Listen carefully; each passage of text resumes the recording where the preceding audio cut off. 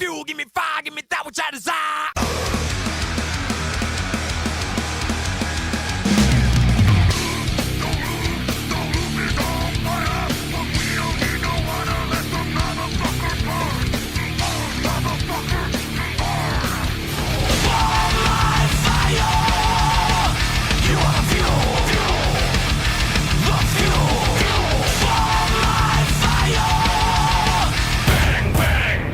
Welcome, episode 7, Fuel from Fire podcast in association with Bristol Metal Quarter. We're flying through. I'm excited. A lot to go through. Lots to go through. Obviously, it's the three of us here again in the Gryphon. It's me, Tom, favourite Irish one. We have Matteo beside me. Woo! Also my favourite. Tattooing. Yay! I'm a brown now. Look, Mum, I love capitalism. Give him money, he needs more money. Go for a tattoo. Money. And we're obviously joined by our sound person, Danny. Thank you again. The socials have gone up pretty well. Socials going up. Instagram's, we've got some followers on the old Instagram. I've got us a link tree now, so you can click the link tree link and it'll show you all the different places you can listen to the podcast. Makes it easier for us too, so we don't have to go on everything at the same time. So we'll be having that. It's on the Instagram now. We're going to get it on the Facebook, and I've preliminarily. Try again. Let's go with that one, yeah. Close enough. Preliminary. Genuinely can't say that. Preliminary. There we go. Fuck. God damn it! TikTok, so that might get interesting. You're going to see us all dancing around in our pants and doing new TikTok trends. And realise we're in our pants, Tom. Are you not? Oh, I should put mine back on, right? Oh, dear. Okay, cool. But social stuff. We're working on some new stuff. We're going to hopefully be looking at putting the pod up in a couple of other places where it's like free to do that as well. Because I was looking up things like Podbean and stuff like that's really easy. So that Instagram, Facebook, we're going to try and link it all together, get it all sorted. Start using the socials. Get in touch with us. Yeah. Like, let us know if there's anything that you guys would be interested in, like us talking about, any gigs, any opinions, especially like if you've got issues with some of my opinions. It's fine, we can talk about that. You're obviously wrong because my opinions are always right, but we'll at least entertain the idea. Yeah, we'll entertain. And then we'll block you forever. And then so not even us. I would block you. No, I'm joking. Yes, get in touch. It's the final piece of our puzzle, I think. Just have the... Well, and also let us know about gigs that you've been to or bands that we should be looking out for. Up and coming local bands in your area that we should be looking out for. Like, send them over to us so we can give things a listen, or maybe we can help find them a gig in Bristol. That's always totally agree. Because while we both do a lot of research into it, there's a lot that we miss. Yeah. And that's not intentional. It's just because we can't find it, or we don't know about it. So Bristol is a busy city. It is easy to miss things. It is. Yeah. So anyway, how you doing? I'm doing good. Yeah. You didn't sound too convinced. Why? I'm looking forward to Damnation at the end of this month, beginning of next month, just right at the beginning. It's going to be good. I've just had to pay out for a hotel to Manchester, which isn't as fun. But, Posh twat. It's fine. It's going to be worth it. All the bands that are playing there, it's going to be worth it. What are the ones you're kind of looking forward to? Yeah, Nails, obviously, and Cradle of Filth are going to be fun. Fuck me, when was the last time I saw Cradle? I've got to be honest, Cradle of Filth is one of those bands I feel like I haven't actually listened to. I feel like I'm seeing them about 2 days before they play Damnation Festival. They're playing Bristol. They're touring, so they'll be around. New song out today as well. Yeah. If you haven't heard it, yeah. Okay. See, I've got to be honest, Cradle of Filth is one of those bands I've never disliked, but I haven't actively listened to them in probably 10 years. They're my go-to pissed off band. If I'm listening to them, I'm generally annoyed at something in the world. Yeah. But I've always quite liked them. But what I also quite like is the fact that they're kind of hated by the black metal community because they sold out and got popular. Yeah. And then they kind of took on the whole gothic kind of thing. It worked way better for them. Yeah. And they just outshone all the black metal stuff. And fair play. They got introduced to a whole new sector of kids when they collabed with Bring Me The Horizon and everything. And yeah, that's weird. The fella from Bring Me The Horizon wants his fans to know who Danny Filth is. Yeah, well, where are Cradle of Filth from? Are they from kind of Leedsy area? Essex-ish, Sussex, somewhere. I think it ends in X. Anyway, it's going to be good. It's just what it's like booking stuff and sorting coaches out and everything. It's just always a bit of a mare and you get a bit stressed about it. Apart from that, it'll be good. Tattooing away.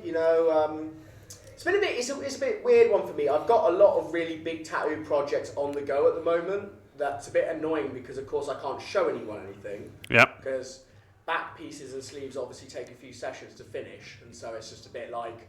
You'll have to do a big progression along the way. At the moment, do you know what I mean? Like, yeah, I don't feel like I've got a lot to show people. And of course, nowadays with tattooing, the socials, they're still not as good as word of mouth. Word of mouth talk about the tattooist you like to your friends. That word of mouth does us better than 100 likes on Instagram. You know what also does really well? Physical print. Exactly. Like, the amount of studios I've gone into and gone, can I see what the artist is doing? They're like, oh, just check us out on the socials. Like, but I'm in the shop now.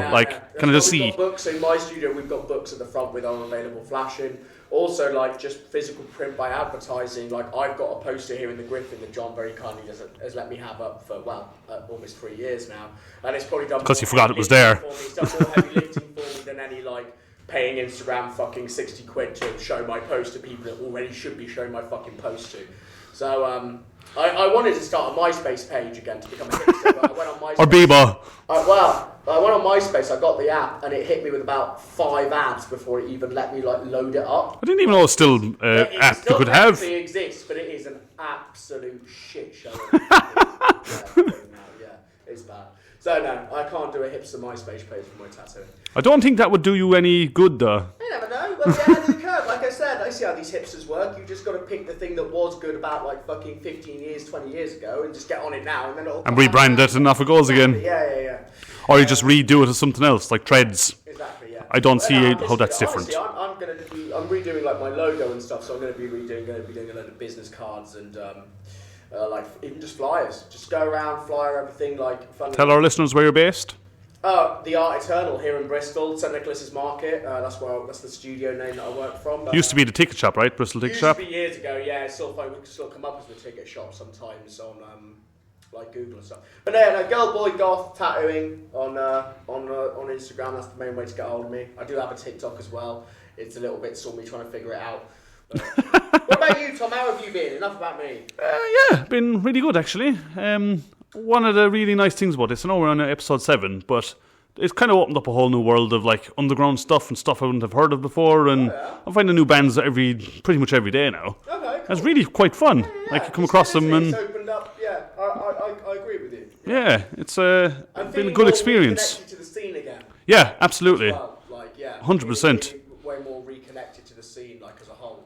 I'm coming across bands now that you've got 82 listens a month, and you're like, well, now you have 83. It's quite good, really. And then you kind of open up the whole world of, well, what are people doing now that's kind of different? Yeah. And there's a lot. There's a lot. In fact, we'll get through some of it for some of the gigs coming up. There's quite a collective of stuff coming through, I would say. There's a lot of people out there pushing the envelope and stuff, isn't there? So, there is. What have you been spinning for the last few weeks? What's been...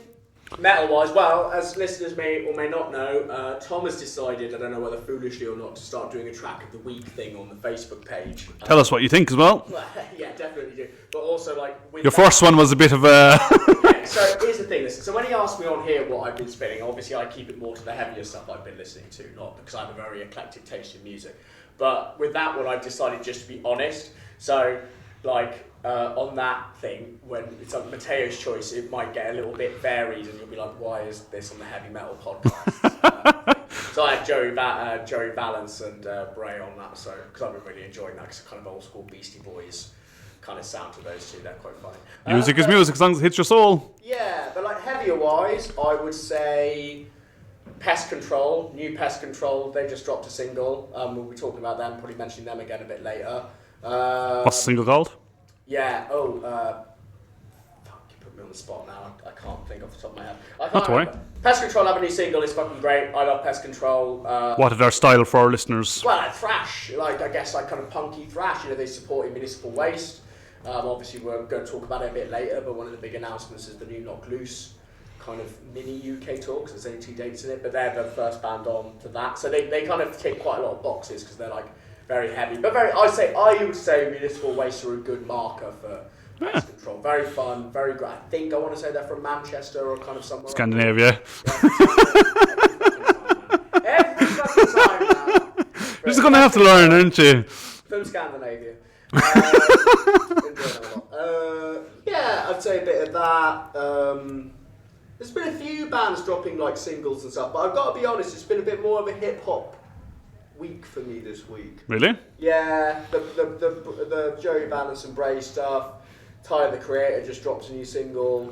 It's been quite a bit of like good hip hop dropping recently that I've been enjoying. So I've been good. more on my hip hop train this week more than the heavy. What about you? Speaking of things dropping this week, Silos has dropped a new EP, which was kind of leftover songs from the last album.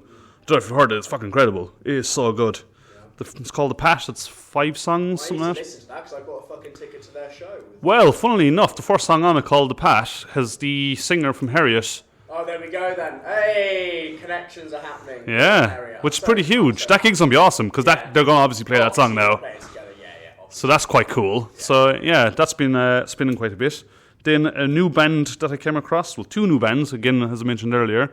One is called As in Blood, and if you say it like it's spelt, it sounds like arse blood, but they're another Viking-themed band, like a Monomart style, but a bit heavier on the vocals. Just stare at Tom, slightly perplexed there.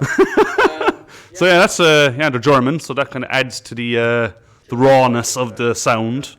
You still have no idea what he's saying, but you can only assume it's about Odin and Fenrir and. Give it a few months, we'll find out that they're all like horrifically right wing or something. But, I'm sure it's fine. And then the other one, which I really think needs a bit of a shout out, I put it on downstairs actually before we come up. A band called Sayre. They're Scottish. They're a Scottish folk inspired black metal. Now, nice. Folk normally doesn't go with black metal. Oh. Give them a listen. I don't know. Listen to a song called Origins. John loves this fucking funky black metal. It normally goes with kind of more death than black, I would say. Yeah. Black is very specific, but it really works. Sayre, so Saor. Highly recommend checking them out. Really, really, really good. Yeah. So that was another one that I stumbled across. I was like, this shouldn't work. It's bagpipes with black metal. But yeah. Sounds good to me already. So yeah, that's been It's good enough for corn, it's good enough for... well, exactly. So yeah. What are you drinking at the moment then? Because I've got something quite interesting in front of me. Do you want to go first? They're both from Stone. Mm-hmm. So Stone being... I recently forgot what my one's called. Something. So have I forgotten the name of your one? It's a black IPA by Stone Brewery. By Stone Brewery, shit. It's really strong, so I've only got half of mine, you've only got half of yours, I noticed as well. Because mine's like 9% and yours is like 10%. 10.5. Yours is called Double Bastard, so yours is even true. That it is. Yeah. What do you think?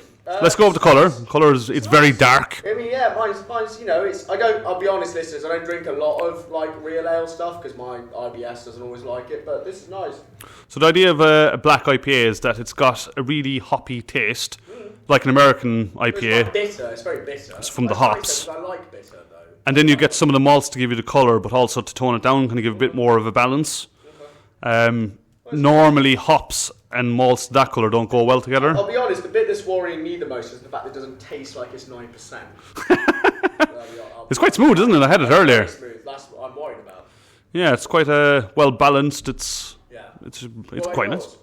Well, mine, as you said, is Double Bastard, also by Stone. Let me just try it, as I haven't tried it yet. I forgot the name of mine, by the way. I'm very sorry. Ooh, so mine is 10.5%, and it definitely tastes that way. It's if you like your barley wines and your it's very much up there. It's up there with the wee heavy of Moore actually. Kind of porty, kind of richy in taste. It's kind of it's. I like a bit of port. Do you want to try some? So I'll try some of it. Yeah. Yeah, it's quite well balanced. It's easy drinking, which is a problem. See, it's very strong. That's when I have like fucking 5 halves of these different beers and then fall on the floor. I don't drink a lot of IPA. Yeah, this is a strong ale rather than general IPA. But it's 10.5%. It's Stone Brewery from San Diego, the US. Oh, currently the ninth. The Yanks and their IPA. They do like their IPA. I mean, they're really good at the craft beer over there. They're really good. Stone are the 9th largest craft brewer in the US, which is. Like, I was downstairs with you 2 seconds ago. The fuck did you do this? I'm just fucking fantastic, haven't I? Over there. What's going on? Did you tell him? No? I'm just that good. What can I say? Yeah. Fucking Wikipedia entry, something out of 2 fucking seconds I leave him alone. Now we're going to have a history lesson about Stone's fucking brewery. Well, 1996 they formed, if you must know. The beer's nice. It is nice. Funnily enough, if you go on the Stone website about my one, everything is classified on it because What? you look generally perplexed. No, but when did you do that? I was downstairs 2 seconds ago. You went for a massive shit. Do you not remember, no? Nice. After the IPA, I go for a massive shit. Okay, cool. So, yeah. Why is it? Okay. Well, the brewery's nice. If you see their beers out and about, they're pricey, but obviously, and you only get halves, but they're definitely probably more for the flavour and stuff. They do taste nice. Yeah, you're definitely not going to get pints of them though. I mean, you can, but you'll have to buy them in 2 halves, which will cost you about 18 quid. That depends on how shifty you look to the bar staff. I don't even think they'd give you the pint glass with this one. I think that you just have to buy 2 halves and just drink them out of the small little tiny glass. But yeah, it's very nice. I mean, you can't go wrong with Stone. I've drank Stone stuff for years. They do really good stuff. You should probably try get down here and actually get some because that's going to be limited. There's going to be that much of it left. No, it's been on quite a while now. Yeah, well also like John tends to have, especially with the ale lot, tend to be a fairly heavy drinking crowd, don't they? So Yeah. Neither of these taste like a proper real ale. They're definitely on the stronger side. No. I mean, this one that the nameless beer that I'm drinking, definitely doesn't taste like it's like 9.5. So. Yeah, I've had your one earlier. It was quite nice. It's nice. A good balance, quite bitter, but quite smooth, which is nice. All right. Enough weird Tom psychically knows about companies in America talk. Yeah. Shall we do some gigs we've been to? There's been a few. Go on then, Tom. I mean, I have to go with the big one. Yeah. Cannibal Corpse at the Beacon. Yes, because you weren't there. No, I decided against it last minute. Fool that you were. I've heard very good things. Fool of a toque, I say. Me and Danny went. Didn't we, Danny? Had a grand old time. It was great. I mean, so it was schizophrenia, immolation, municipal waste, and Cannibal Corpse, obviously. So this was at the Beacon. It's the one we talked about in a couple of episodes because we've been quite interested about the big posh theatre having a big old show. Let's start with that, actually. Let's go with the theatre. How was it? Solid. Like, it's a nice venue. You go in. They obviously, like, when they say about getting rid of chairs, obviously what they do is they get rid of, like, all the seating that would normally sit like near in front of the stage, and then as soon as it hits the steps, then up the steps still has all the seating, and then you've got the balcony seating like it's a thing. Okay. So that's all still there. So obviously they can obviously remove seating that would normally go all the way up to the stage. So is the standing quite small then? So, no, it's big, it's huge. It's the other way, okay. Yeah, it's a big old theatre room. So Good. It's a big old place. A lot of people. That was quite nice. There's a lot of people that we knew. Obviously, a lot of the metal crowd came out of the woodwork for this one, so that was really good. How was security? Yeah. I mean, so Schizophrenia were really good. First band on. Really enjoyed them. They were a fun bit of like kind of thrashy stuff. Gotta be honest, and I wasn't the only one in this. Quite a few of us went for a vape. Immolation. A little bit boring. Oh, really? A little bit boring. Yeah, not really hitting the spot. Were they still death or a bit more trash or a bit of both? I guess a bit slower. I mean, still fairly thrashy, but like I don't know, for whatever reason, it just wasn't. Should they have been on first then? I'm guessing the Schizophrenia are a much smaller band because Immolation have been around for a while, haven't they? So it's one of them. It's done on numbers. So this leads us on to what I'll quickly say is that basically this gig was long. Like it was a long gig. Doors were at 5:30, weren't they? Doors are at 5:30. First band on was at 6:30. I'm looking at Danny. About 6:30, 7 o'clock. I'm guessing 11 o'clock curfew. Yeah, but but like 11:30, wasn't it in the end? Yeah, so sorry, I keep on looking at Danny for confirmation. But like basically what it was so the first two bands had the usual standard like half an hour. So, that's half an hour, 20-minute changeover. Which I quite like. Which is fine. So gives you a chance to check out the band, go look at merch, grab a beer. True, but like what I didn't know about the gig was that both Municipal Waste and Cannibal Corpse were playing over an hour. Each. So it's like a dual headline then. Like kinda, yeah. So Municipal Waste were getting like a full like hour and 15, hour and 20, and so were Cannibal Corpse. So, which is great. Look, Municipal Waste came on. I'm always going to love Municipal Waste. I fucking love that band. Municipal Waste are always a good time band. Yeah. Right? They come out with such energy. In the last 3 years, I've ended up seeing them like 4 times. Am I going to go out of my way to see Municipal Waste again? No. If Municipal Waste are on like another headline show, will I watch them? 100%. If Municipal Waste are at a festival and they don't clash with anything else I want to see, am I going to go see them? 100%. 100 million %. That's only because you've seen them several times. Yeah, and true, but yeah, they're so fun. Like, if you guys get a chance to go see Municipal Waste, you have to go see them. They're so fucking good.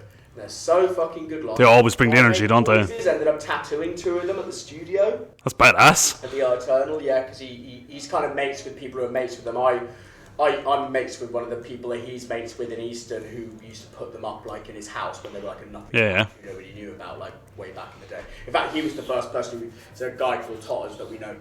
He was the first person who introduced me to them like back in like 2010, 2011. Yep. So that's when I first saw them. But yeah, Municipal Waste. They're not Bristol based, are they? No, but they love Bristol because they've got loads of friends here. Ah, so wonder how that came about. Really good mates with Dave at Black City. They shouted him out during their set. Nice. Well done, Dave. Well deserved. They came to the Gryphon and got hammered. They were in the Chelsea in Easton the night before the show and got hammered. All right. They played that secret show at the Golden Lion when they were supporting Anthrax last year. Like, they love Bristol. They know Bristol. They've got loads of mates here in Bristol. So Municipal Waste have always got a big connection to Bristol. Yep. Which is nice. But anyway, great set. Great, Municipal Waste set, and I don't want to make it sound like standard fare, because it's not, because it's Municipal Waste, they're fucking great, but, standard Municipal Waste set, fun as fuck, crowds go mad, all great. So... Cannibal Corpse, bring us on. Corpse. So, amazing, I mean, I haven't seen Corpse in time, they came out, heavy as shit, great fucking set. The only issue is, and I say it's not their fault, is the gig was a bit too long. You started seeing people flagging. Yeah. The crowd started thinning out. I was having a good time, but even like my lower back starting to go. I've been stood up now for like 6 hours, and you're old, so great old time. He almost shat himself on stage, which was really funny. Corpse grinder. He had to run off stage. Legit problem, or just... He ran off the stage in the middle of one of the songs and then came back out and basically had to say, yeah, sorry. He was like, I've shot myself on stage and all the years of this band, can you believe that? And then everyone started chanting, shit, you're pants, shit, you're pants. Love it. It was really good set, but yeah, just unfortunately suffered a little bit from the fact that they were on until like 11:30. That's quite. I'm surprised they were able to get the late license for that. Well, once again, I mean, they're not really around any housing, I guess, so I don't really know. But well, I mean, John's got a late license, or curfew here, I mean. But it was good, it was really good, but it was just like, it was almost like a bit too knackering, like for a gig. But good venue, the sound was good, really enjoyed Corpse, it's really good to see them again. Like, I haven't seen them in a while, I'm sure that they're another band that some people have seen like a gazillion times. Yeah. They're kind of a bit samey. For me, I haven't seen them in so long. It reminds me that Corpse are... they're more of a live band than a recording band. Yeah. Like, them live doesn't do justice to... the way it should be in metal, really. Their old recordings and stuff, so I really enjoyed that. I've heard good things about it, so I've been talking to a few people about the Beacon, and basically everyone's saying security were fantastic, loads of bars around the place, good sound everywhere, and if they play their cards right, and clearly they've now set a precedent, the ticket prices are cheap, they can get an awful lot of... Danny ended up going and sitting down for a Corpse. Oh, really? Because there was a free ticket next to a guy that we bumped into, so Danny got to go and sit down for the Cannibal Corpse bit, which I got to be honest... you were a bit jealous. By near the end of the set, when he goes, we could play 10 more songs, and we were all like, yeah! And then all of us see... We're back! Going, but yeah, they can get quite a lot of... I think they get a lot of custom off though too if they play their cards right. Yeah. Bands that would play the O2 can easily play there by the sounds of it. 100%, and it'd be better. I'd way prefer going there than the O2. Well, yeah, because fuck the O2. Yeah, because fuck the O2. But yeah, that's pretty much it. Cool. Really good gig. Like I said, just a bit too long, if anything. It's just like, What a first world complaint, eh? Bit of a first world. I mean, I think it's like one of those ones that, like, when you're at a festival, you're kind of geared up to stay out late and stay on your feet all day. But even by the Sunday in a festival, you're dying, Yeah, so... done and dusted, aren't you? Yeah, I think, a bit of that going on. But yeah, really good time. Good. Yeah. Good. What else have you been to? Raised by Owls, that's the other big one I've been to. Here at the Gryphon, sold out. I'm surprised they played here actually, because like they've been really on the up and up. Yeah. Well, it's them. And, let's be honest, it's like them and Party Cannon. Them and Party Cannon are like the two big UK like comedy metal bands. I guess you'd put them in that bracket. So they're the extreme metal comedy, aren't they? They sound like fucking Suicide Silence. The lead singer's amazing. Sounds like, but then they're just like their songs are about like Barney from Napalm Death singing, and we have to dance like him, like. They did a game show at the beginning where I won this very lovely T-shirt Let's which you see. can see on our Instagram story. Yeah. Which is definitely not going to get me in trouble. And I did the best headbanging, and they were like giving away prizes and doing jokes. You did the best headbanging. I did the best headbanging. That is My quite a majestic feat. Hair, my majestic hair, easily. I'm annoyed I missed it. My main whiskey. Well, I did also almost break my toe, so I lost. There was a very tame mosh pit, which I lost a shoe in, and then a big guy stepped backwards just as I lost my shoe and trod on my toe. And, it's been swollen for a few days now. Big guys do that to you, don't they? It's just... Yep. Yeah. So it's fun. And also, just to quickly, Mary, I should say the opening, Umberia. That was it. I want to talk about Umberia. So they're on just before them. They're from Gloucester, Scandinavia. My way of Scandinavia. They're really good. Really, really good bit of like kind of thrash. Proper like you've entered the rift zone. And it's just like. And they're really tight and really good. Awesome. Hopefully going to go see them again in the next few days, maybe. Yep. If we can get to the Louisiana for the Overpower gig, because they're supporting them. Big ups to them. But yeah, Raised by Owls, great. Really, really fun. So you won a headbanging contest, you won a T-shirt. I won a T-shirt. Nearly broke your toe. Nearly broke my toe, all on a Sunday night at the Gryphon. So. I mean, good. Sold out pretty quickly as well. I'm glad. Well, they're a fun band, so yeah. Good. Speaking of Gryphon, I've been to a few myself down here. It's a few weeks back now, but went to Regicide Hellfected, which, you know, there's a... They're the original from Scandinavia. Yeah, Northeast England. But that's what started all this. So this is going to be a running joke. We're going to be doing episode 500 and every band's going to be Scandinavian. Anyway, the name's Go back and Hellfected. listen to the Cruelty Circuit episode if you... Yeah. So yeah, it was Regicide, Hellfected and Demoralizer. So I really liked Regicide. They were trashy, groovy, melodic. I mean, I like Regicide, but as a political stance rather than as a band. Let's not kill any kings here. Yeah. I don't want to die, you know. I'll happily commit treason. Oh well, I mean, if we must. Yeah, they were fucking awesome. They a good bunch of dudes playing trashy, melodic, and it was just proper headbanging music. Like every riff they did, you couldn't help but headbang to it. Really, really good. Hellfected came on after him. They're black and trash, so the vocals had the shriek of the black vocals, but the instruments were Language helped to make that. It definitely did.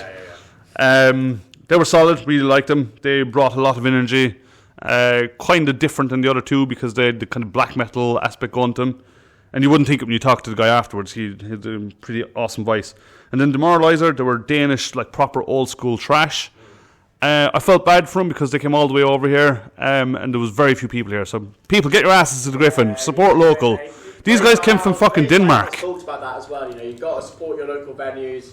You know, because they're vanishing more and more. You know, you've probably heard the soapbox before, but it's true. You know, if all the little venues go, you'll never see these bands that normally wouldn't see. Exactly. The local scene will die. You won't get like local bands and stuff. Like loads of the Raised by Owl guys, you know, they're talking about like the Gryphon. They were like, you know, there's nothing like this where we come from. Yep. Same for me. When I was back home, there was nothing like this. These music deserts where you don't get anything. Because if the local scene goes, then the big scene goes. Think of how many of you are in bands and how many of you would want to play someplace. Yeah.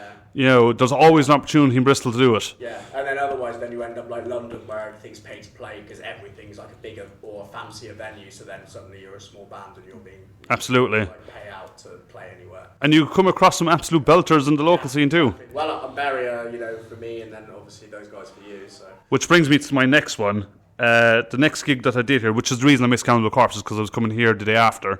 So the downside of going to so many local gigs is it costs quite a bit to go to Everton every day of the week. But there was a band called Kill All the Gentlemen. I've added them on social stuff. They're absolutely outstanding. So they were the second on. So we Lethal Evil, which was like a 3-piece. They sounded like early Creator, Sepultura, that kind of early trash kind of sound. In fact, they covered Sepultura. Very good. It was their first gig outside London and Bloodstock, of all things. But then Kill All Gentlemen came on as the second band, and they were supporting... I've heard this name before, for sure. I had never heard of them. They were supporting The Bleeding, but we'll get on to them afterwards.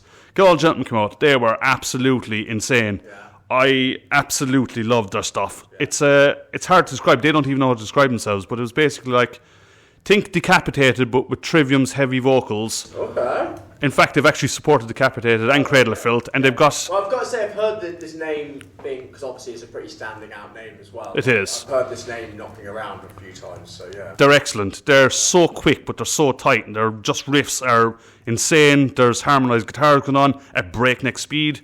They were playing so fast that basically the drummer snapped his double kick pedal. Nice. They got to a point in the song where it just happened to hit the acoustic part, and they just kept playing that riff while he fixed his pedal. You're like, professional outfit right there. Gotta keep playing through it. But he was playing, like, what I liked about him was, like, he was playing, it wasn't just blast beats or double bass, like, he was actually playing what the guitars were playing, and they were playing really technical stuff. Ooh. So it was really, like, chaotic, but it worked really well. Like, it was really, really good. The guitarist lost a pickup in his guitar, because, again, speed. and they were fucking exceptional. Pieces, then. Well, accidentally, but yeah. I ended up buying their album, Black Canvas, and I would say it's... Listen to these guys, I think. Sounds like I said, it's a name that's been knocking around, so... I highly recommend it. It's probably the best album I've heard this year. Is fucking insane. Yeah, absolutely insane. Yeah. Then to finish that one off, before we run out of time, The Bleeding, I wasn't a huge fan of. They were a very old-school, speedy trash kind of thing, but none of them seemed to work together. The drummer was just playing his own thing. The guitarist looked like Kirk Hammett, and he was kind of just stood there just shredding away, but it just didn't seem to work. Yeah. And then, like, the singer and the bass player had, like, you know, spikes in their sleeves and stuff, which is no problem with, but that's kind of more of a black metal thing, and it just all felt a bit off. It's a bit all over the place. But I think the worst thing about that gig was the crowd attendance, and it was a real shame, because... Yeah, I mean, it does happen, unfortunately, you know what I mean? Like, yeah, you know, sometimes the local gigs are local gigs, you know. And you've got to play to the crowd that you're given. Sometimes, you know, some bands are really good at it, some bands are not so good at it, you know. Well, I was talking to the lead singer from Kill All the Gentlemen, and he basically said this. He said something like Gryphon is way more intense than it is playing a festival stage. No, we've talked about this. Like, if you're staring at fucking 4 people that are just stood directly... And they're staring at you. Yeah, compared to being up on a stage, looking out over, like, more than that people, it's way easier to, like, disassociate from how many people are there. Absolutely. There was a few gigs that we missed, so we both missed Orange Goblin. Yeah, we did. It sold out. We should have got there sooner. Did the classic thing of like, oh, I'll get a ticket, oh, it'll be fine. Orange Goblin will sell out, and then it did sell out, so that's on us, really. Yeah. Especially on me, seeing as I'm a fan. So if anyone listens and you were there, let us know on socials what you thought of it. If it was good, what it sounded like. It was good. Good. There was one I was really annoyed at, which was last Sunday, I think it was. So it was a band called Batushka. I think I mentioned you actually were in the Gryphon on Saturday drinking. They're like Polish black metal, but it's written in old Slavic language. Yeah, you said about these guys. It's really demonic and haunting. It's really, really good. They were playing Bristol. I was really annoyed I missed them because it was Sunday and I was busy. But weirdly, they've got some weird shit going on. So I started looking into them. The 2 of the members have basically fallen out, and one of them released music under the name. The other one wasn't happy about it, and basically now they're suing each other, and now they've got 2 bands, one which is called Patriarch, and the other one which is Bashuka, and it's the same music, basically. Yeah, that's messy. So, yeah. Messy. The other one that was... Yeah, it's not needed, is it? But get your demonic handbags out. Here we go. So basically, when you look them up, like you don't know what you're going to get because you might pick up one or the other band, and you know But hey, you know, missed gigs. Like unfortunately, like we've said before, there's so many gigs here in Bristol at the moment. We're very blessed, very lucky to have, you know. But getting to just like us 3 trying to get to everything is pretty tough sometimes, especially with like money and working and just general life stuff. So it's not always that easy. With that, we try our best to get everywhere. We're getting to more. We're trying to diversify a little bit. Got to get to all the gigs in Bristol. Oh, he's back. Hi, Jason. I've been around the Bristol local scene. I've even been to some of the grindcore shows at Bristol Brewery. Oh. Have you actually? No. Stephen, I stay happy, Stephen. Oh, he's off. Oh, he's left. Sorry. Bye, Stephen. Bye. Nice having you. That was an unexpected surprise. Very celebrity friend of the show, pod, Jason Stephen. Yeah, he's going to have a regular appearance here, I think. I'm sure. Donald Trump, I think. I also went to the grindcore show. It's the best grindcore show. You've never seen grindcore like it. The best kind. Any others you want to? You got an action to maybe win, mate. Not at all. Come on. No. Unfortunately, he probably will. He's very much up in the poll at the moment. So. Of course he is. Yeah. Not a political podcast. Down with that sort of thing. Fuck politics. Harris, you gotta get on board with the hardcore kids. Everyone wants to see you two-stepping at a show.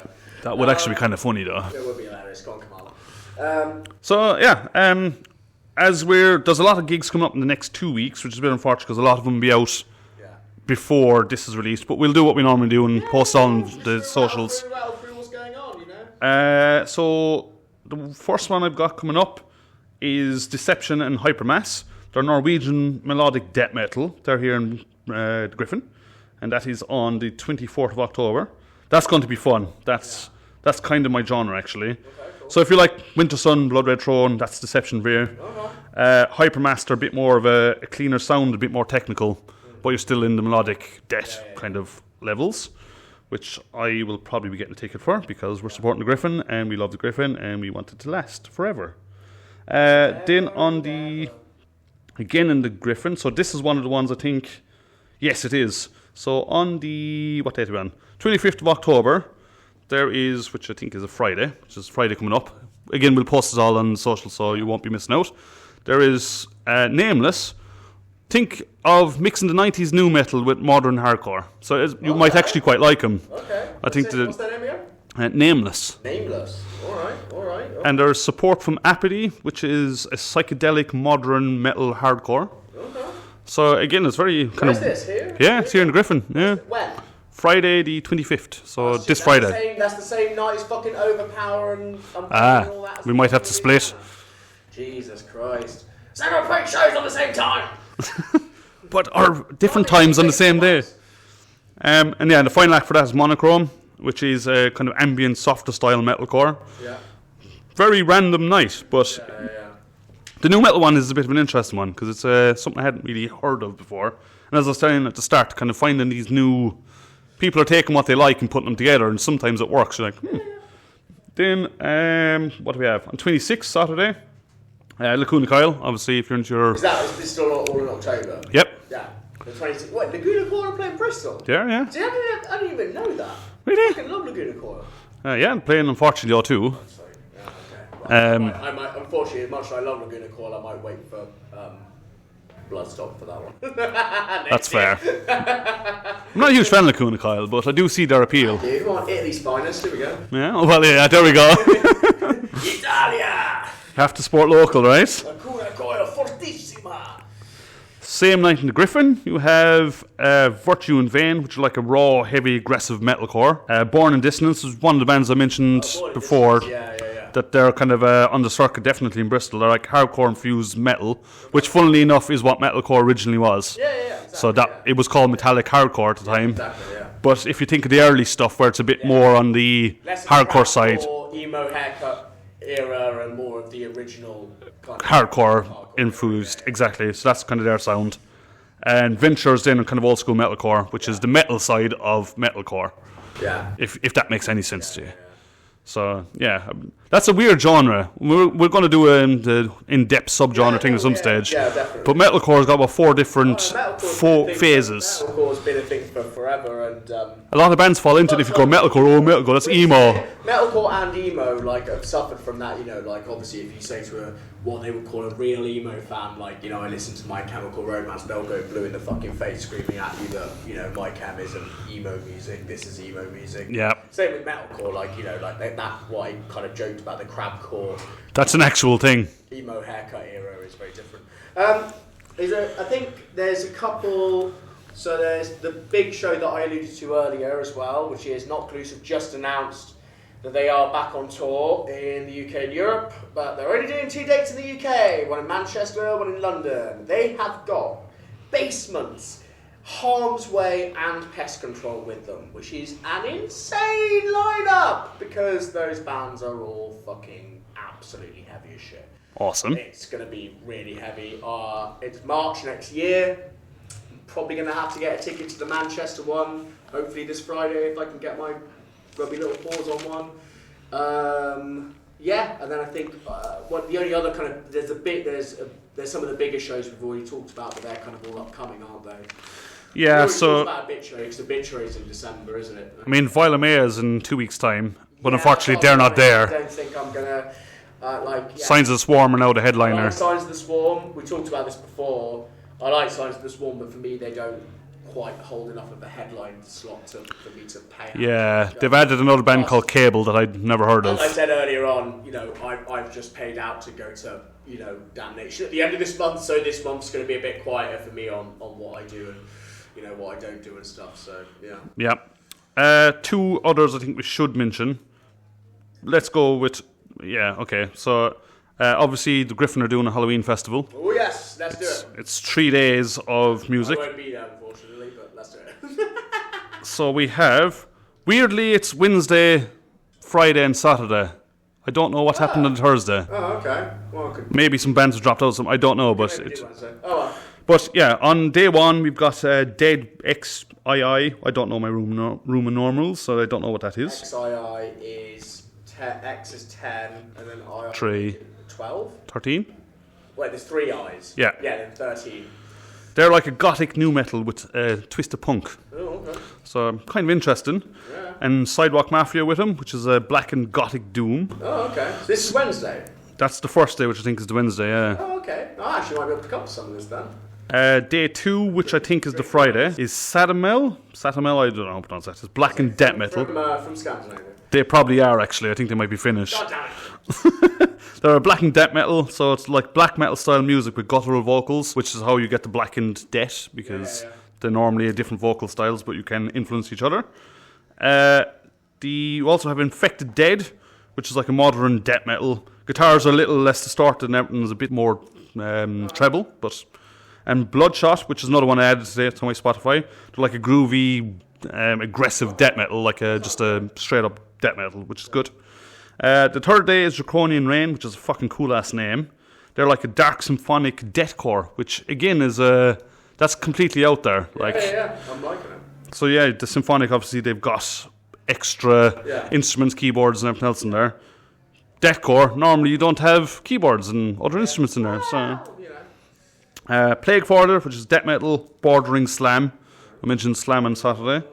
So slam, to everyone that's listening, is kind of it's got ridiculous breakdowns that aren't just a chuggy riff. Well, Party Cannon, who I mentioned earlier, very much. And kind of vocals that you can't really... Names you can't read and vocals that just sound like you can't hear a word they're saying. That's kind of slam for you. And Cadaver Soiree, which I think is another fantastic name. Cadaver Soiree. It's very fancy. Which are death metal with some black sections to it. So you've got the guttural vocals, but then it goes into the tremolo pick and the black metal. So I think there's something for everyone there. Yeah, definitely. I'm interested in probably all the days, actually, just looking at it. If one of them's on Wednesday, I might try and pop along for at least a bit. Unless there was an error on the posty pub, but I think it's the Wednesday. We will confirm with our... to this afterwards anyway, so... And we'll confirm during our socials anyway, so... The other thing I would like to mention, 2nd November, we have... Well, I know neither of us can do that, but anyway, Wednesday 13 doing Murder Dolls, which I think is sold out. Murder Dolls guy, yeah. And also, there's... I've got to be honest, I was never... I don't mind it, but I was never that big I really liked the Murder Dolls stuff. It was alright. It was cheese and just... I only listened to it because Joey Jordison was originally involved with them. As the guitar player, weirdly enough. I think so, yeah. Yeah. And yeah, the last thing to mention in the coming weeks is a thing called Spellbound, which is a metal belly dance. Yeah, I've heard of Spellbound. Which I don't know how that's going to work, but... Yeah, that's at the Bristol Bat and Rum Distillery. Oh. So... never heard that they have even had a Benny. Nope. Nor did I. Yeah. So, well, find something out every day. exactly. Fair enough. So yeah, let's say keep an eye on socials. There's a load more that we haven't mentioned, but... On Facebook, I think you've been keeping up to date with that, haven't you? Yep, have indeed. So, as we're on the whole big gig thing, I got one you're probably going to be quite excited by, because you mentioned it a few weeks back, actually. Remember when I went to Corn and you weren't at all jealous? No. Remember that? No, not at all. And what was the band you said that you'd really wanted to see doing something like that? Limp Bizkit. Yeah. Yeah. Who do you think is touring? Sorry, Who do you think is touring? Yeah. With Bones, if I remember. Though I've noticed, and I can't believe he's still going. Do you know who Riff Raff is? Not a clue. Not a clue. Okay. For those of you listening to the podcast at home, you need to look up. Or at work. Riff Raff. How to explain Riff Raff? Oh God. One of the most cringe things going. I can't believe he's still a thing. He was really big. Cringe in what way? Like In a like white boy, cornrows, gold teeth, Miami kind of way. Oh, okay. Did you ever see, there was a film called, was it Spring Breakers, where there's all the hot young girls in bikinis who end up robbing banks and stuff, and James Franco's in it. He plays like a really weird kind of like druggy character guy. Can't say I've seen it, no. Well, basically that character that James Franco plays in that film is based off Riff Raff.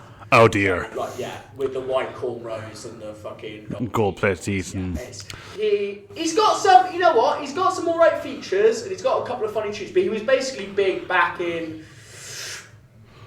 2016, 2014, and he's like fell on off amazingly. So the fact that he's a special guest on these is quite interesting. I don't know how many of those he's actually going to play. Yeah. But it's interesting that Riff Raff is coming along. I guess a bit of fun for Limp Bizkit, you know. I'm sure. Like, I mean, I kind of, in a very voyeuristic way, wouldn't mind seeing Riff Raff. In a kind of very like, ooh, let's watch this train wreck. Oh, look, that bus has gone off the road. I mean, it's going to make Limp Bizkit look even better, right? Yeah, I mean, I tell you what, Riff Raff, like, you know, not going to lie, like, fucking Riff Raff makes Fred Durst look like an absolute fucking wordsmith. This seems to be happening with the new metal bands. They're all bringing rappers with them. I mean, I mean, obviously, Limp Bizkit are always going to do that, but Bones is a great main support. I don't know them. It's great. You'll like Bones. Bones are good. Tell us about it. Them. I don't know how to explain Bones, really. Interesting. You'd have to listen to them. Okay. If you listen to this, just listen. Any to song in particular you'd recommend? No, just throw it on. Cool. Yeah, just give them a go. Do it later when we're downstairs. One of those bands, it's like either they're going to be your thing or they're not going to be your thing. They're kind of my thing. I like the fact that they're their main support. I think it's going to be good. Okay. Is it only those two? So no, there's a couple. There's another one in there as well, but I can't remember what it is. Off the top of my head. Yeah. Interesting lineup then. Good lineup, yeah, and good. It's nice to see Limp Bizkit probably touring the UK again. You know, which also means that the rumours that they were going to headline Download probably aren't true. Unlikely, because the tour is in March, and I suspect they'll do the rest of Europe after that. You know what I mean? Like, I don't think they're going to be... I don't think it will be. There's big rumours about they were going to be a headliner for Download next year, and it doesn't look like that's going to be the case. No, I don't. Date-wise, I don't think so. That's going to be the closest one for us. Unfortunately not. It's Glasgow, Dublin, Birmingham and Manchester, London. Going to Manchester, see? Sorry, I'll fucking go to Manchester. I mean, Birmingham's easy, it's only an hour and a half away. It's fine, but that arena's not the best. Yeah. I'll be honest, like, just for the extra couple of hours of travel, once again, Manchester's a good time. And there's probably going to be a lot of people in the coach doing the same thing, right? A lot of people. So, and that's around my birthday as well. Funny enough, both of them are, like, that and the Not Loose one are both in March. So my birthday's in March as well. It's going to be a double up for me. I'll be going to Manchester. We don't want to go backwards from March by 9 months and figure that out, do we? Yeah, no, looking forward to it. Love Limp Bizkit. You know, love to see them again live. I don't think tickets are on sale yet, but they're probably imminent. I imagine they're pretty imminent. Yeah. Just have to keep an eye. But that's quite exciting. I'm pretty happy with that. We also have, in the extreme world, we have Suffocation. Suffocation van. Suffocation, yeah. With Angel Maker. Oh, Angel Maker! You know him? Fucking coward! The penny for the weed! Was not expecting that response. Oh, they sound good.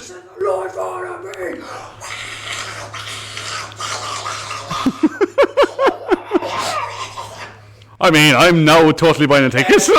Angel Maker are fun. They're really heavy, like just completely ignorant, like beat down deathcore band. I'm glad you had that response because I didn't know them at all. I'm going to check them out. Angel Maker are great. There's also Fuming Mouth. Not the same. No. Unfortunately, I'm not going to break into song for every time. Please do. Carcosa, which I have heard of, but yeah. Ooh, look at them with the HP Lovecraft reference. Is that where I know the name from? Yeah, it's the Yellow Kings, where it's like the weird, like unreal land where. That's a pretty badass name. So Carcosa's cool. That's a pretty cool name. And the last one is Melancholy. Melancholia? This is one I can't pronounce. No, I heard of that. Nope, not heard of them. That's Marble Factory, 4th of March. Marble Factory? Ooh, that'll be good. So, funnily, you know the way a few weeks ago we were saying September, October, there's loads of bands announced. Yeah. Then it goes on a lull before Christmas, there's a few bands come up like Dying Fields, so on and so forth, Obituary. And then the next big thing is January or March. There's fucking heaps happening. Yeah. So those two are in March. Yeah. So, you know, here's another one that's in March. Bloodywood. Yeah, bloody would. You a fan? I need their funny story. I've listened to them a bit. I've got to be honest. I'm not like massive. Like obviously they've gotten like kind of virally big. That's like I'd happily see them, but I'm not. It's not like I listen to them. I personally really like them because they fuck with styles. Yeah, no, true. I like when bands do that. Yeah, Like, it's right. the Indian influence is very obvious there. There was another Indian metal band years ago, like 10 years ago, that I really liked, like supported Lamb of God and stuff like that. I can't remember for the life of me what the fuck they were called. It's really annoying. They had like 2 vocalists and they were fucking great. If anyone remembers what I'm talking about, there was an Indian band who had like 2 vocalists. That supported Lamb of God. Supported Lamb of God. They were really good, and I can't remember for the life of me what the fuck they were called, and it's one of those bands that's kind of lost in my memory, my rotten memory now. So if anyone knows that, please message us on the Yes, let us know what that is. Yeah. I'm looking forward to that one. I like them. I missed them last time they played Bristol. Yeah. A few of my friends. Where are they playing? SWX? Unfortunately not. Very soon. Fuck the O2. So yeah, but the thing is, they don't know any better, do they? Well, of Like, course they don't. The bands don't know. go to the Beacon. Bands don't Go to know. the Beacon. The bands don't know. Yeah, anyway. Yeah, the last time they were in Bristol, I missed them. I can't remember what I was doing, but I missed them. A few of my friends saw them in London, said they were really good, but they... Have you ever watched any of their videos? No. The videos are the most low-budget thing you've ever imagined. And it's always them in a random place, playing music, and then the other singer, the new metal-y one, walking towards the camera, doing all the, West Coast, East Coast, I'm a motherfucker kind of vibe. And it's hilarious, but they're very appreciative of everything around them. And I've got to be honest, that's one of those gigs. If there's tickets going nearer the time, and I suspect there will. They're not huge. No, they're not huge. I don't think that's. They're big enough to fill the O2, but they won't sell it out. Yeah, no, I don't think that's. I hope. We'll be proven wrong in about 2 weeks' time when we're talking about this, going, oh, fucking thing's sold out. And yeah, we can't go. So yeah, that's March again. That is the 26th of March, which is the day after Limp Bizkit. The other big news I have big announcements at least, not news, we're not in that section yet. Parkway Drive. Parkway Drive, yeah, I saw that. So, put on a huge show, I've seen loads of times, very good, I like Parkway Drive. With support from Die Artist Murder and the Immunity Affliction. That is a fucking heavy support. They're heavier with the lineup this time because normally, like a lot of their support tends to not always be on the lighter side, but they tend to be a bit more, I guess, like mainstream friendly. I believe this is the 25th anniversary, though. So yeah, this time they're hitting it heavy with some of the more like deathcore acts and stuff. So. I'm feeling this is not only going to be the stadium filling fire everywhere. I think they're probably going to play a lot of the old stuff. I mean, look, I like Parkway Drive. Once again, like. I always like them. I've seen them live a couple of times at festivals. I've never been like that mad into them. Yeah. And I've got to be honest, their newer stuff, the more like kind of rock stuff, like never really did it for me. I agree. It's interesting to watch, but when they start playing acoustic stuff, you're like, come on. Where's all the screaming vocals and everything else? However, as I said, this is the 25th, I think it's 25th year anniversary. Playing an older set. So which would be fucking cool. Yeah, that'd be cool. But I was saying to you earlier, like, I went to get tickets. It was 15 minutes after they went on sale. Yeah. And every arena had sold out a standing. Other than Ticketmaster doing the bullshit with MasterCard. But I was like, okay, it looks like we're seated. Because if it's through Ticketmaster, then they could also be bots buying up tickets to resell. Yeah. What you see is that like a lot of that could be... Fuck Ticketmaster. Yeah, fuck Ticketmaster. They're up there with O2. I'm really starting to like them. Yeah, 100%. On the O2 front, Wincy, Arch Enemy and In Flames. We should have brought this up earlier. In the O2 in Birmingham. It just reminded me of it because it's like, surely not every O2 is the same, right? Birmingham actually decent. No. No. So it's better. It is better. The sound is really good in there. They've got an interesting system. Definitely better than the O2. Wouldn't be hard. They've got an interesting system where up by the kind of side walls of the stage where you kind of go around before you get into the pit area, they've got like self-service beer machines. So you basically just tap your card and it'll pour a pint for you. And I was like, that's fucking amazing. Yeah. How much though? It's fucking normal load. Yeah. It's, Fucking assholes. but they still have the same problem that the Bristol one has, that there's a bottleneck. So you walk in, Right, yeah. and you've got about 3 inches of space Yeah. between you, the bar, Yeah. and everyone else. Everyone else. And everyone channels through there. Yeah. And there was a stage we were trying to cut up one side, and we're like, nah, we're not going this way. And then you spend 10 minutes going to the other side of the venue, just to try walk up the other side. You're like, this fucking O2. I don't know what it is about O2s and the way they lay out their fucking places. Because they buy old venues, all that the... aren't really designed to be Exactly. in that way. I'd love to go to an O2 that's actually got... I mean, I went to one in London that was alright. O2 in London. Big, not the big one. There's a smaller one as well. Oh, not the one that the roof was blown off of. Oh, maybe. That'd be better, right? Yeah, Be a bit cooler. Yeah, that's me. Anyway, that was a bit of a side note. Yeah. I think that's all the big announcements I have. Do you have any? No. I mean, apart from the Knock Loose one, like I said, like no. I mean, that's. It seems When does you said Knock Loose in March as well? March 18th in. I know it's March the 18th in Manchester because that's the date. London is close as well. It's a day or two after or before. Or whatever it is. Yeah. It might be. No, it's earlier. But London's like it's like the first 2 dates on the gig. So they're just doing 2 in the UK. Oh, really? They're off to Europe. Yeah. So it's like. Wherever it is, like 17th, like 16th and 18th in Europe, in the UK, London and Manchester, and then they're off to Europe. It's pretty cool to start there, though. It's a good one. Yeah. And they're properly bringing the, you won't go, you won't go alone thing, so it's going to be big, because they played a couple of the new songs the last time I saw them here in Bristol at SWX, but this time obviously they're bringing that album kind of in its entirety, and it's going to be a different level as well. I mean, it's so heavy. If you listen to the new, I must No?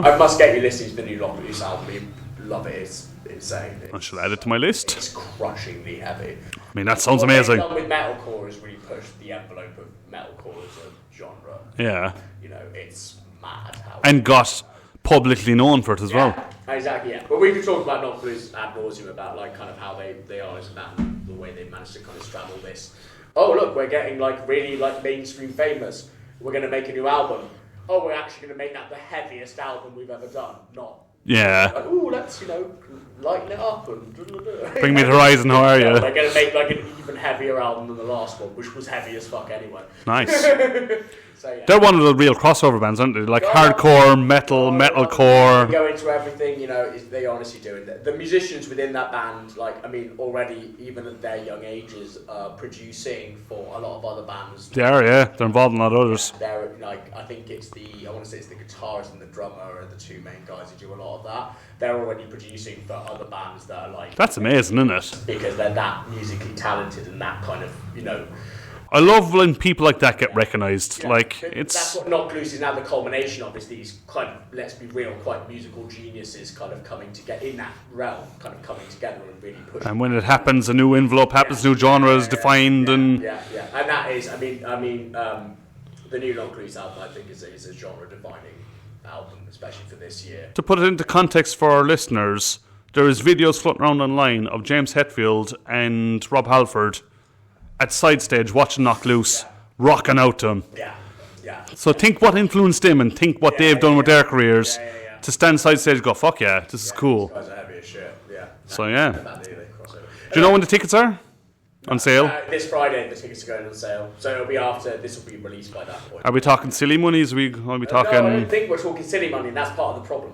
Ah, So because there's 2 like normal-ish arenas, they're not playing O2 arenas, which means I don't think it's Ticketmaster either. good. So which is Fuck good. Ticketmaster. But also means that there's actually just going to be a limited amount of fucking tickets. And once they're actually gone, that's it. That's it. Yeah. Yeah. So yeah. Oh, okay. Well, hopefully, you at least will get a ticket. There on Friday, and I'm going to be Hitting the refresh button, going, come on! Cry my eyes out if I don't get a fucking ticket. I will cry my eyes out. It's weird that we're still at that age, isn't it? Because I do the same. Like, you try to get something, kind of go, I'm in the queue. I understand, like, sorry, but that's just really safe. But like, fucking Basements and Harm's Way, they're fucking great as well. Like, really good bands. Really good. Obviously, Pest Control, I mentioned them earlier, but fuck me, like, it's a lineup. It's not a little, like, ooh, look, this is quite insane. Like, this is a heavy as shit lineup. Like, Basements I'd watch, Harm's Way I'd watch, Pest Control. All as headliners? Oh, wow. He's nodding, just so you know, listeners. I watch them all as headliners, 100%. Basements are fucking bonkers. Harm's Way are fucking insane. It's this gig, this lineup's mad. Like, just to let you know. So everyone, get tickets. Well, actually don't, because then Theo won't get one. Yeah, exactly. Or buy him one. That's the alternative. Anyway, so we've got news. What news we got? We do have We got the big sad news. we do, which I'm guessing is Paul Dano, right? Yeah, come on, We start there. Yeah. We start there. First two Downer. Maiden albums, let's be real, a big influence for a lot of us, I think. And influenced the industry as a whole. Yeah, Influenced exactly. Maiden as a whole. Shaped heavy metal and thrash metal for sure into a shape that it then became. And what became of it. Yeah. Without those albums, so many bands wouldn't exist. Yeah. And for everyone who's living under a rock, Paul Dano died. Yeah, I think sadly, obviously for us, we know who he is. For a lot of the wider community, obviously we think of Iron Maiden, everyone just thinks of Bristol Beacon. Yeah. That's not necessarily a bad thing, I'm not saying that's bad. No. But he is a figure somewhat lost to time. He was the original Maiden singer. And basically, they had to fire him because he liked to party a bit too hard. He was a bit into the drugs, rock and roll a bit too much. And how dare he in a metal band? Sorry, I should be. That sounds really. But yeah. I mean, look what they did without him. Unfortunately, say that, you know. I know. So yeah, he was 66. He died in his hometown, UK. Yeah. Salisbury. Yeah. He died What was the band he was in after fucking the band? He's been in a few. He's done. He's dotted around in a few. Yeah. One of them's actually supposed to be playing UK soon. Yeah, exactly. That's the thing, wasn't it? They'd announced like new stuff. I saw about that. So I can't remember any names. I'm really sorry. But Battle something's one of them. yeah. He was in a few bands. He was. His vocals, his lyrics way, like his first two Maiden albums, like Which was called Iron Maiden and Killers, for those who don't know. And you know, they're so raw in comparison to obviously what Iron Maiden became. Once again, not saying that's a bad thing, but like He was just the influence behind it all, wasn't he? It was that just... sound, that kind of guttural way of singing, and a lot of other things. He did a lot of solo stuff by himself, and he just never really had the same... No, but I also think from everything you see about him, he had a happy life, like in the sense of like he was never... He was a rocker through and through. He never seemed that fussed that he didn't become like a stadium rocker again.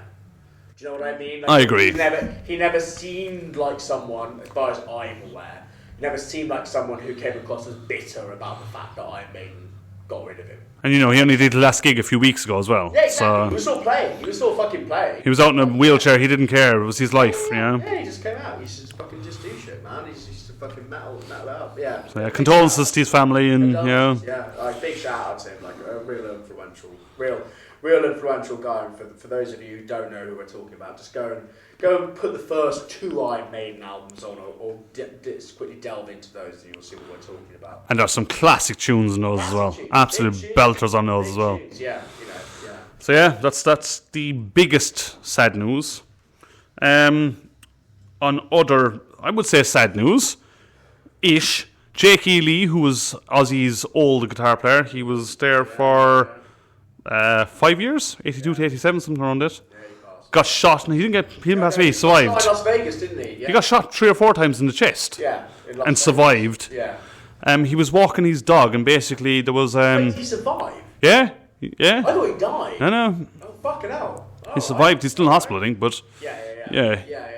He's currently alive and on social media, so. You know. But yeah, apparently it came out because he was walking his dog. It was late at night, so I imagine he might have had a few beers in him, but anyway. He was coming near home, and there was someone trying to rob his neighbour's motorbike, and he basically had a bit of an altercation with him. They fucking shot him. Gun culture in America, I guess. Fuck yeah. Should we go on something more positive? Yeah, go on then. Ozzy was inducted into the Rock and Roll Hall of Fame. Again, I think. Yeah. I think this is his second time. Yeah.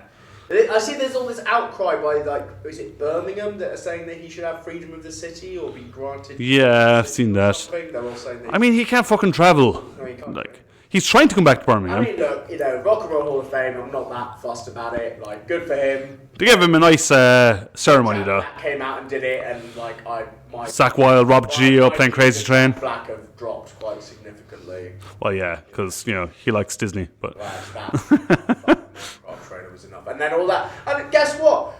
You remember in one of the first episodes we talked about that whole palaver where he's broken up Tenacious D because of Carl Gass making fun of ridiculous, yeah. That whole no one gives a shit about. No one's even talking about the fact that somebody shot at Trump anymore. No one's even fucking talking about it. No one's even fucking mentioned. No one cares. That went away. 3 weeks. That was done. Are we surprised? I'm not surprised. No, I'm not surprised. But this is. Yeah. His reaction to it, I think, was. Film. Anyway, Jack. He was only doing the MC for it, though. Yeah, I know. So there was Zach Wilde and Rob Gio there. Maynard from Tool was there. Wolfgang Van Halen, who I've got no respect for whatsoever. He's basically lynching off his own dad's like publicity and everything else. Yeah, like, exactly. It is what it is. Like, I'm not that fussed about it. Good for Ozzy. You know, he's getting up. The fact that he's still kicking. I mean, they had to do it in the States, though. Impressive for me. Yeah. Is the fact that he's still. And does his own health column. Oh, look, that's the news. That's the news for me more than him getting inducted into the... And does his own health column. Oh, Because he's still alive, and people are going, how? Like, He has to give his body to science. oh, I mean, they should. It'll be like Alien. There'll just be weird shit inside him. It's like, oh, that's what kept you alive. We don't know what that is. What else do I have? People leaving bands. So As I Lay Dying, a controversial band. Yeah. Because, Tim Lambesis, even though he's a fantastic vocalist and kind of guitar player, he was on steroids, getting himself jacked, and then that's what he blames at least. Hired a hitman to kill his wife, served time in prison. Also, he ruined, because I was never an As I Lay Dying fan, but he ruined a band that I love because he... Austrian Death Machine. Austrian Death Machine. Fucking love those. Used to love them. They released a new album. It's not as good. Obviously. Yeah, it's just not as good because he's not in it, and it's kind of a bit... For our listeners that don't know, Austrian Death Machine were an Arnold Schwarzenegger themed metalcore band. Yeah. And they literally had an impersonator of Arnold Schwarzenegger come in and do all sorts of cool shit. Yeah. But it was a Tim Lambesis side project. Yeah. He had that there. I've forgotten what the guitarist's name is, but he's a famous guitarist who was like the main guitar guy for the band. Who's now with a band called Mir, I think. Yeah. Anyway, but yeah. But anyway, As I Lay Dying, he's got a... He's out of prison and now he's back in the band. And they used to pretend they were a Christian. He's not really back in the band because everyone left other than him. Yeah, exactly. But well. And then he has his own side project, Born on Fire and everything He wants else. to be under that mess. So yeah, He wants to be under that mess. the bass player's left again. Hitman to kill his wife. The only reason this isn't a bigger fucking story is because He didn't get away with it. get away with it. And Yeah. it was an undercover cop that he hired to do it. Absolutely. Right? His wife could be dead. Right, that's it. Fuck that guy. No respect. We've talked many times about people who cross the line, and and this one for me, I'm 100%. I don't want to listen to his stuff anymore. I was just like, Fuck this guy. he's trying so hard to get back into the. He's just like, fuck off. Look, ironically, what'll end up happening is he'll end up going like joining Falling in Reverse or something, or like one of these like right wing fucking metal. I fucking hope not. Yeah, you know what I mean? fucking hope not. Falling That'll be in the nail in Reverse his coffin. featuring him or whatever. It's a shame because I used to like him. Yeah, I mean, no. My brother-in-law used to love It was him. Austrian Death Machine for me. That was what. Yeah, it does. Yeah. Get to the chopper. So yeah, we won't talk much about that because another one of the random fill-ins left. Yeah. It's a fucking nightmare. Why would you want to still be doing that? Yeah. Why would you associate yourself with it? Like, you go join another band, and be Why bigger. they let him back in the band? Because he owns the rights to it, I think. Right. Okay, cool. I think that's what it came down to. Okay, cool. So they're all fucked. That's just like, yeah. Other people even. So we mentioned Decapitated earlier in the start of the episode.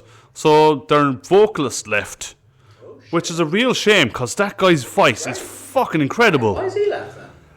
Hasn't really stated. It was just a different opinion or whatever. He's really good. But they've got their very original one back, Okay. which I'm disappointed in because the guy who left, Rast or something, his name was a long name. He's really good. I saw them live with him. Yeah. I've never heard a guy with such live vocals as he had. Like, the power that guy had. Yeah. I really hope he goes on to do something else. And I hope it's not like a medical thing or something like that. So, yeah. yeah, totally agree. I think last thing in a bit of news before we get into our album review.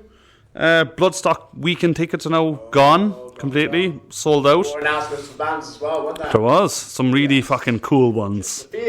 Nail Bomb, to say name one. Yeah. And I can't remember the rest. No, there's a bunch more they've announced. Obviously, it's not the full lineup, but it's already pretty mad. Nail Bomb's so mad that they've got Nail Bomb. And just to throw in there, just as, here's an update, Nail Bomb playing. Nail Bomb haven't played since like 1996. Yeah, when they first released that album. They did one album and like 2 shows. Yeah. And now but they are doing, to be fair to them, they're doing more shows before Bloodstock. Yeah. They're playing like LA and a few other places in America. I'm really excited. I remember having that album. I had the CD of it. Listening to that, this is why when I saw it, I was like, Nail Bomb, I know that name. I like that band. Why do I like that band? Max Cavalera with his green and red It hair. was like out with you and Melissa, and you were like, yeah, Max Cavalera. I was like, oh yeah, that's why. Shout out to Melissa, works in Gryphon. We love you. Yeah. So it's just more great bands being announced. Like there's a shitload of really good bands on there that can't wait. Yeah. It's gonna be a fucking party. Apparently that was Ministry. Ministry, yeah. And Fear Factory doing their 1995 album demanufacturing in its entirety. One of my That is, everyone knows that album. So literally they're already. I've got friends that say they're gonna watch the whole of that set and cry all the way through because they can't believe that Fear Factory are doing all of that album. So I'm guessing they're not getting Clifton C. Bell back, right? It must be the new singer, surely. the new singer, but just doing them. I mean, it'd be nice if they had a little bit of a never know. If he happens to be in town. There's a lot of people showing up for this Bloodstock apparently, so fuck knows. Well, yeah. Yeah. But yeah, good mix of old and new. Some really good new stuff in there. Yeah. We need to sort out.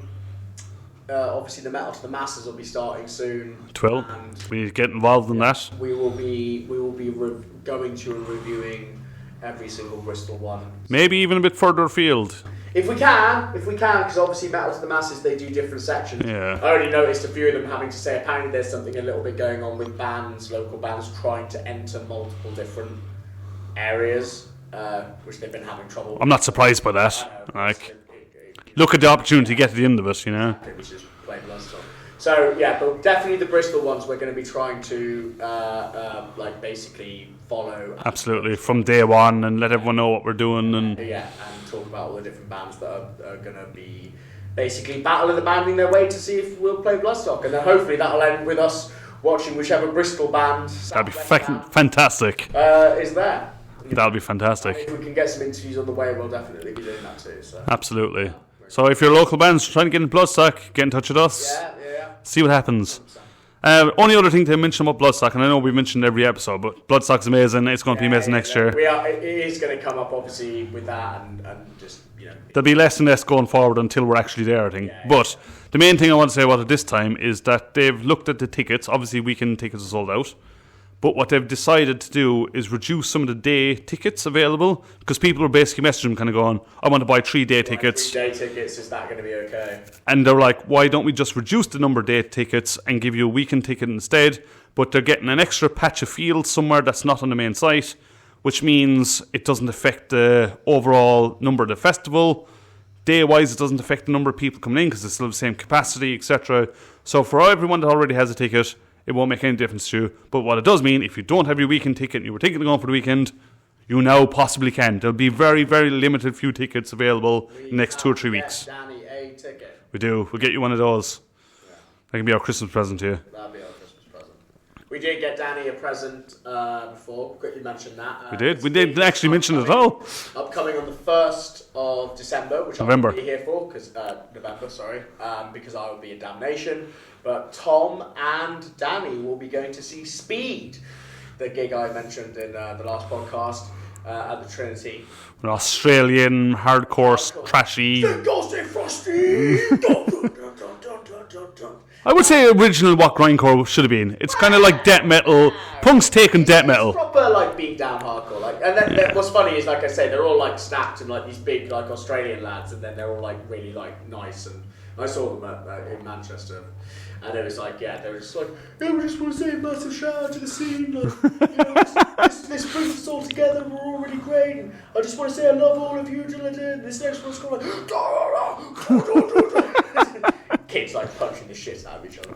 I'm looking forward to loving and caring and community. As it always is. The hardcore gigs always like. As it always is. So, Danny, don't punch me in the face, right? She's nodding, going, I'm going to punch you in the face. Yeah. She is, yeah. We're going to have weird videos of her beating the shit out of me.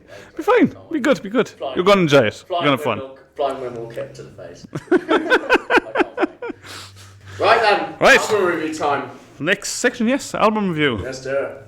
So this week, Dave, thank you, Black City. Dave, you got a shout out. Did I say that you got a shout out? You did, yeah. Okay, yeah. You got a shout out about this voice. You also got really drunk with them, and I felt really sorry for you. He's very hungover. No, I love Dave's pieces. Dave's a good man to go drinking with too, though. Especially if there's a band down. I've had a few drinks with Dave. I think we all have. And then wake up next day going, oh my god, my head. With Dave in the past. A few lemonades and something added. A few soirees. But Dave, you're a total legend. You're a Bristol legend, and everyone loves you. We're very appreciative of you being involved. Black City, shout out to you. First vinyl, don't own a vinyl player. Bought the new Harriet album. Did you on vinyl? I did on vinyl. Yeah. Nice. From Black City. I did. Yeah. Oh, you legend. Yeah, he held on to one for me because I messaged him, and luckily I was because obviously Harriet are partially a Bristol band because one of their vocalists lives here. But love Harriet, by the way. Go check out the new album. Playing with Silos and Fifth Knot, absolutely. Yeah, they'll be there. They're not thrown.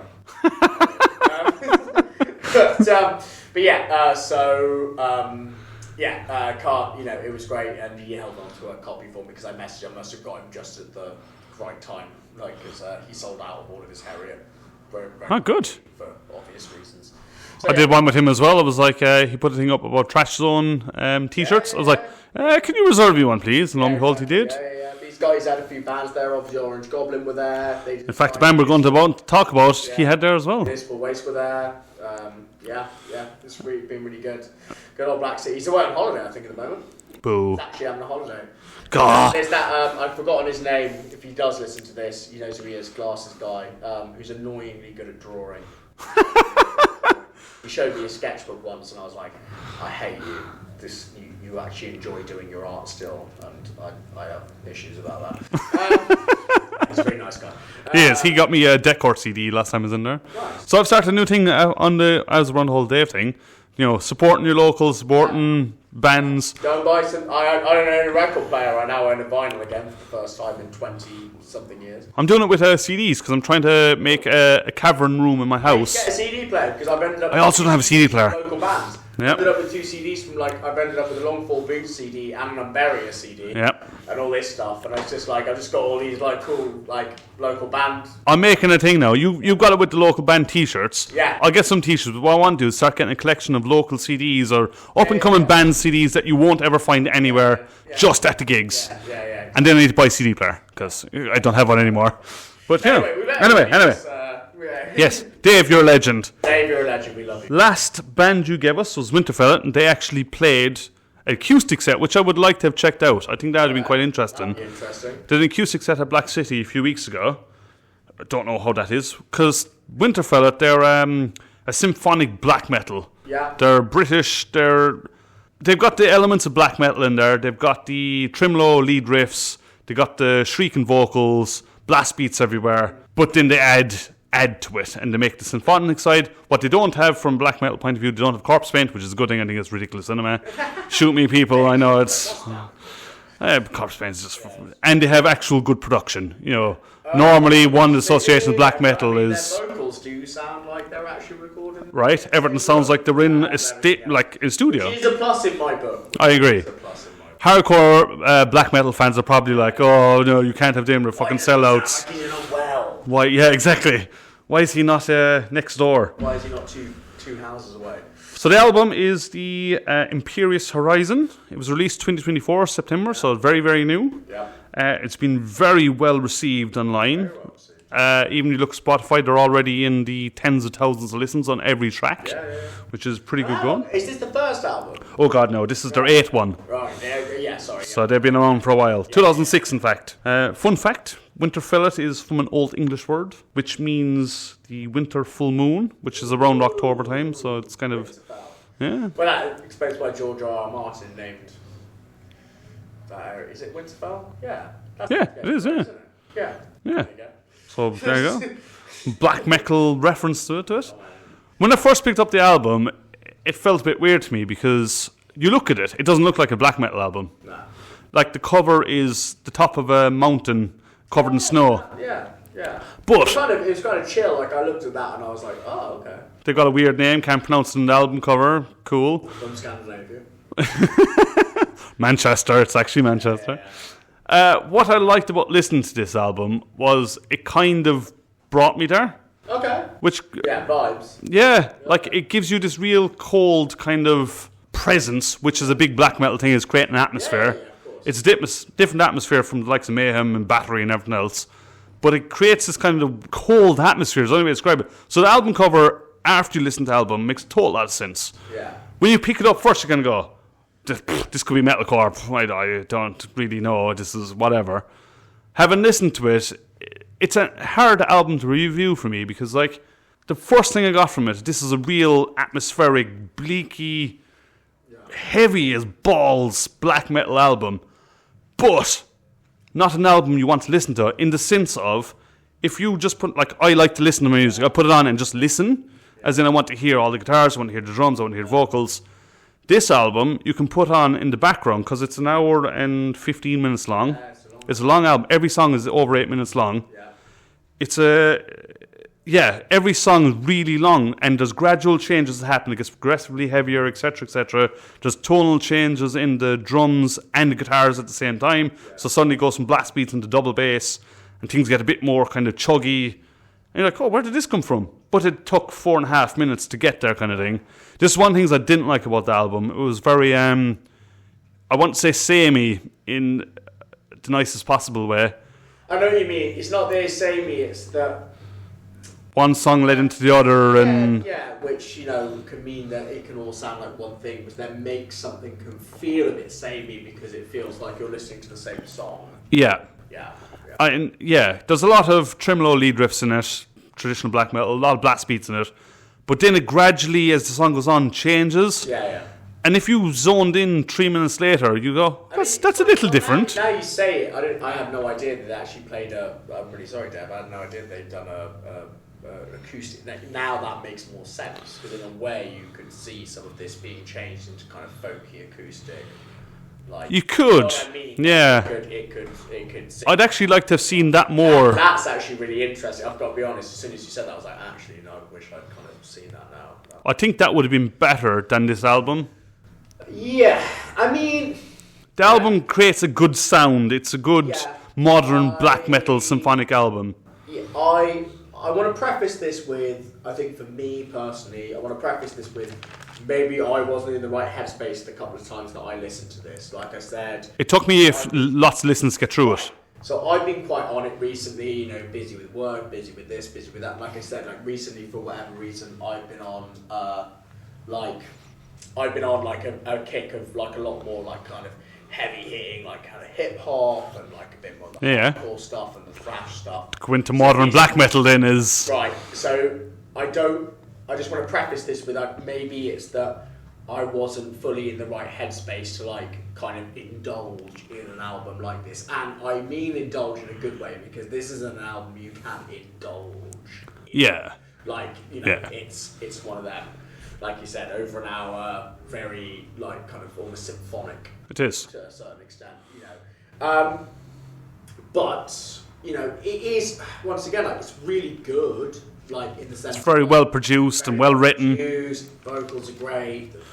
They create this lovely sound of fear, this atmosphere of fear and bleakness. In a way, it's like, it's almost like you'd want to have your headphones on and be walking up the mountain that they're talking about. 100% agree. Whilst listening to this. For me, it's like... You want to be doing something else while you're listening to it. Yeah, it's true. But then the issue with that is that, like, for me, it turned a little bit into, like, putting on a fucking, a lo-fi and chill playlist on. Yeah, something in the background. Do you know what I mean? Yeah. Like, which is a shame, because the musicianship in it is fantastic. It is fantastic, and I can't express that enough. And like I said, with my preface, like, I just want to say that maybe recently I just haven't been in the right headspace to like sit down and indulge in an album like this. Yeah. I found myself getting a little bit lost. Going a bit distant and just, listening to it. But I can't express again, like, atmosphere-wise, you're absolutely right. Like, this creates an atmosphere, this album. It makes a bleak, cold atmosphere of a wall of sound. That was it. That's what's it. This kind of album could be, and I hope this doesn't sound like I'm damning with faint praise, this album could be like the soundtrack to a film like The Northman. You know what I mean? Like, yeah. It'd be like quite easily in the background to it, and while something's happening, fucking, made soundtrack to like some kind of weird film about 100% agree. Vikings having fucking like mental breakdowns on a mountain or something somewhere in Norway. Yeah, exactly. So, but then I guess maybe in a way that is the damn, is that for me it almost sounded like a soundtrack. Yeah, I do know what you mean by that. I do get that. I didn't feel like I was listening to an album. I felt like I was listening to the soundtrack to something. Yeah. It's still really good. If I understand, because obviously the last time we reviewed something, I kind of said the same thing. I don't want to sound like a broken record, ironically. But like, if you're into this kind of stuff, you're going to really like it. Atmospheric, bleak, modern black metal. Compared to the last album we reviewed, this one, I'd say that even if you're not into this stuff, because in a way it can be a bit more atmospheric background, I would say put it on. I would agree with you. I would say put it on. The last one was very much it's a technical. Way too technical. Like people, that was going to lose people. That was going to push people out. This, if you were like going to sit down and like try and focus on doing some writing for an hour, quite easy. Have it on the background. You have a good time. Background, 100%. You're trying to set an atmosphere for. Okay, I'm going to be 100% honest here. Like, in my head, I listened to this, especially the first time, and I was there going, I could use this for Dungeons and Dragons soundtrack for like when playing. You could. Traveling. Yeah. Like a mountain. Like, this could be like a creepy bit that they have to go travel. You really could. I mean? But it is genuinely really good. Sorry, that was probably like a little bit mean, but no, it's really good. Like it's really well done. For me, I didn't like the length of the songs. It was unnecessary, personally. Yeah, but that's the reality is this is why I'm going to completely. It's going to sound like I'm going to go completely off track here. It's why I respect Pig Destroyer for making that one album they did where there was just one track long. Right. It was like an hour or so long, right? And they just did like an experimental thing, and they just. It's one track. Yeah, there's no vocals, and they just like. I respect them for doing that because even though I don't listen to that album really ever, I respect it because like they kind of were honest about what that was. Yeah. This is a one-track thing. Like, it's a one Yeah. thing. Yeah, and of course they could have broken that whole track up into multiple different tracks. But Yeah. I kind of wonder whether bands like this could actually learn a little, like, you know what I mean? Like, just be Yeah. honest. I mean, the songs do transition throughout, so. Make it into songs, but at the same time, it's like, just make it a thing. Before we finish up on it, what do you think of the Emperor cover, which was the Majesty of the Night Sky song? I thought it was great. I mean, same as you. I thought it was They did a solid cover of it. Yeah. It brought their own tweak to it in their own style. That was cool. It was kind of a bit out of left field, but yeah. There is an 11-minute song in this album, by the way. Yeah.